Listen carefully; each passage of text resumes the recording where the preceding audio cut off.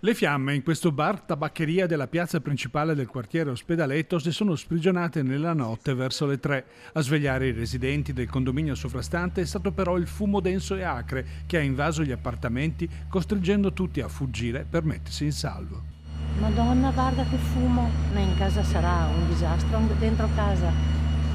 Sono amministratrice del condominio, stamattina siamo stati svegliati in questo bel modo e adesso vediamo come procedere per sistemare tutto. Difficile fare la conta dei danni anche perché purtroppo con la proprietà non c'è grande collaborazione, nel senso che non si fanno mai vivi e quindi abbiamo una situazione già abbastanza complessa in generale. Sicuramente un appartamento è coinvolto, è stato sigillato, sequestrato e dichiarato inagibile qualche stanza, adesso valutiamo come procedere.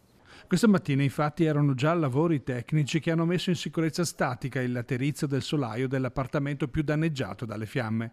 Fortunatamente almeno non ci sono stati feriti.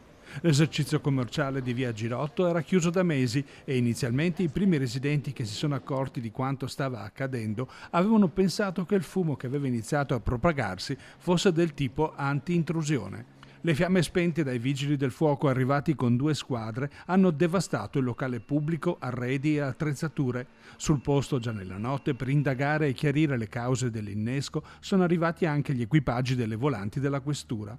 Il quadro descritto appare contestualizzato in una situazione complessa.